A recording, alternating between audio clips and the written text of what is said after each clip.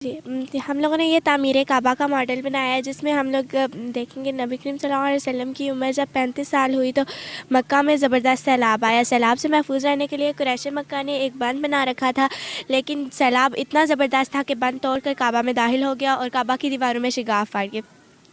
काबा की दीवारें आग लगने की वजह से पहले ही बहुत कमज़ोर थी।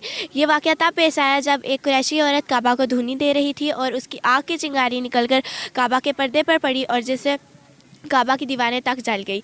सैयदना इब्राहीम अलैहिस्सलाम ने काबा की दीवारें 9 गज़ ऊंची बनाई थी, जिनके ऊपर कोई छत नहीं थी और इसके 2 दरवाजे थे, एक अंदर जाने के लिए और एक बाहर निकलने के लिए। इसके अंदर एक कुआं था जिसमें लोग काबा के नजराने वगैरह डालते थे। नजराने में कपड़े और खुशबुएं वगैरह होती थी। एक मरतबा एक चोर ने इसे चोरी करने की कोशिश की और वो वहीं मर गया। उसके बाद अल्लाह सुब्हानहू व तआला ने एक सांप मुकर्रर किया जो कुएं की मुंडेर पर बैठा रहता और उसके करीब किसी को नहीं आने देता था। कुरैश मक्का उससे बहुत खौफज़दा थे।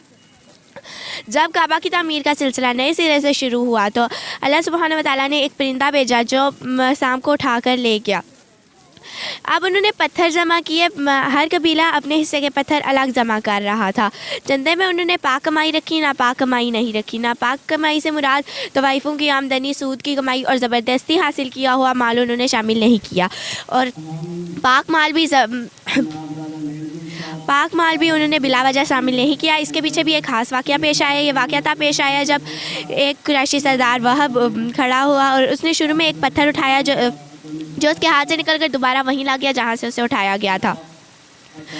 सब कुरैशी लोग हैरान हो गए। उसके बाद वह खुद उठा और कहने लगा, ए गिरोए कुरैश, हम काबे की तामीर में तवाइफों की आमदनी, सूद की कमाई और ज़बरदस्ती हासिल किया हुआ माल शामिल नहीं करेंगे। पाक माल के अलावा कोई माल काबा की बुनियादों में शामिल नहीं होगा। ये वह नबी करीम सल्लल्लाहु अलैहि वसल्लम के वालिद मोहतरम काब मामू था और अपनी कौम में का एक शरीफ आदमी था।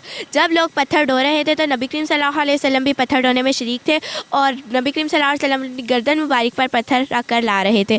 कुरैशी लोगों ने डर महसूस किया कि अगर काबा की दीवारें गिराने से उन पर कोई अजाब नाजिल ना हो जाए, तो कोई भी काबा की दीवारें नहीं गिरा रहा था। एक कुरैशी सरदार वलीद खड़ा हुआ और कहने लगा, काबा की दीवारें गिराने से तुम्हारा इरादा इसकी इस्लाह और मुरम्मत करना है या इसको खराब करना है?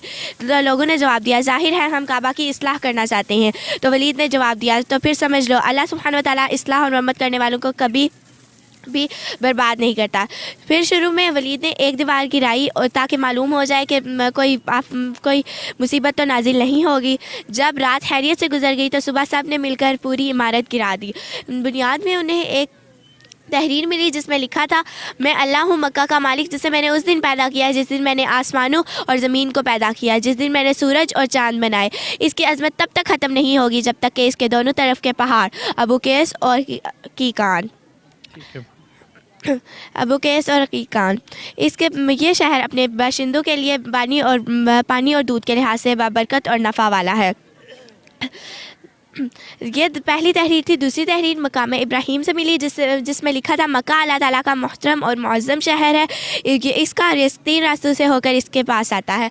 3 रास्तों से मुराद कुरैश के वो 3 तिजारती रास्ते हैं जिनसे काफ़िले आते और जाते हैं।